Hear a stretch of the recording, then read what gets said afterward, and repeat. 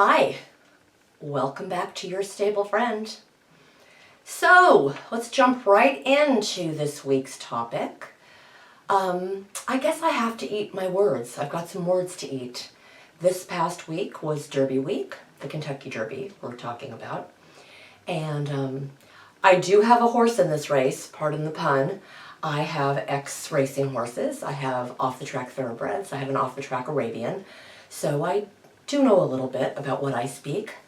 But the retraction that I want to make is, for years now, I have been fighting against people who say, oh my goodness, the racehorses live like kings and queens. They get treated like royalty. And I'm always, of course, that's sort of been like a pet peeve thing for me, like, what are you talking about? Royalty. They're in a 10 by 10 stall in a shed row. They get out on the hot walker. They don't get turned out.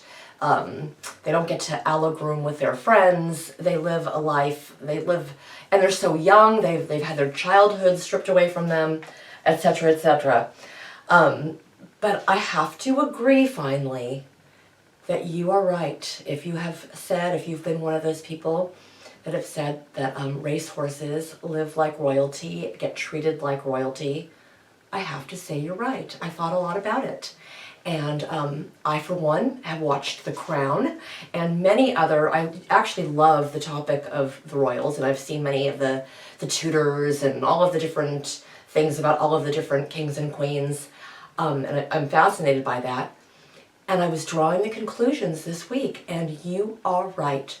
Racehorses are treated just like the royals. And if you did watch the last few seasons of The Crown, and if you have been paying attention to what happens to the kings and queens and all of the royal people, it's not a great life. There is so much pressure on you. This call of duty, you have a bloodline that you are born into, and you have all of these expectations riding on your back, so to speak. Because you were born into this bloodline, things are expected of you, whether you actually have the skill and or talent to do those things. These are things that are expected of you because you're from a royal bloodline. And I was thinking, like, wow, you're so right. This is just like the racehorses. They're born out of a certain bloodline into a lifestyle that has so many restrictions on it. As a royal human, you can't really do what it is that you want to do. Like, if you've watched any of the life stories of any of the royals, they had to do what they were born to do, whether they wanted to do it or not, whether it resonated with them or not. And very much like a racehorse. Yeah, sure, all of their primary needs are met, the human royals. They have a wonderful roof over their head. They get to eat great food. They have all of their life scheduled out for them, very much like a racehorse. But they don't have any freedom, very much like a racehorse. And it makes them pretty miserable. They don't seem to be very happy people. They're people that, again, have been born into this life of expectations, just like a racehorse, born into a life of expectations. But here is the one big difference. Whereas a human royal is pretty much guaranteed to have a forever home, whether it's in a castle or a beautiful hunting lodge or a penthouse apartment, they're pretty much guaranteed that they're going to have a roof over their head because of that royal bloodline they were born into. But unfortunately not for a racehorse. A racehorse is pretty much only guaranteed a good home if he or she was a money earner and then can go into a lifetime of breeding. Other than that, it's really a gamble for them. It's a roulette how they're going to end up. How did I end up with so many?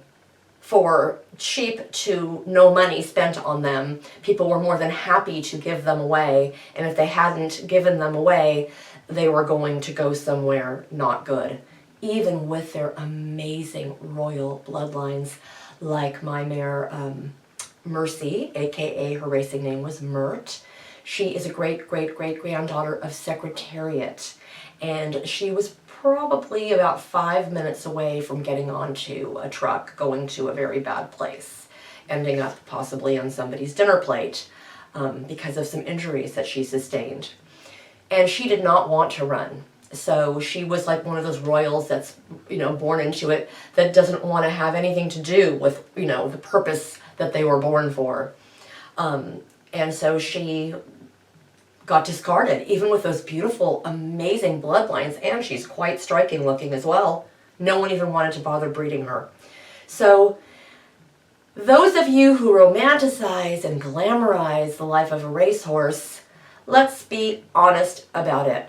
Yes, they can live a fairly comfortable lifestyle if they earned money, if they did their job well, and if they have potential to breed. Other than that, I'm sorry. It's kind of like, there was an old show when I was growing up, it was called Queen for a Day. So if you are the average racehorse, you are queen or king for a day. While you're on the track and you're the apple of your owner's eye with nothing but potential and hope for you, yeah, you're going to get treated like a king or a queen. The second you're not living up to that potential, bye-bye. Bye-bye. And there's no guarantees for you. So, isn't this a fascinating comparison? Yes, a racehorse is very much like a royal, born into a life of duty, whether they wanted it or not. Expectations on their shoulders, only going to be a sheer disappointment to their family or their country if they don't live up to those expectations. And again, for the human royal, at least they're going to live an okay life. Maybe they were a big disappointment, to their kin, but they'll still live a nice life. Unfortunately, that's not the case for most racehorses. And sure, there's exceptions. There's breeders who have a conscience that want to do the right thing, but mostly, if the sanctuaries are full, if the rescues are full, those horses are getting on a truck and going to their final destination. And it's a very, very sad and very, very shameful thing. So, next time you see someone say, oh, those horses are treated like kings and queens, say, yeah, you know what? You're right. And that's really not all that great of a thing. I mean, you can ask a lot of royals, I think they probably would have just been happy to maybe be born just an average person with average expectations and all the possibilities in the world. Thanks so much for watching. Please subscribe. Please give us a like. And stay tuned for next week. Maybe we'll talk a little bit more about racing, or maybe we'll talk about something else. Thank you.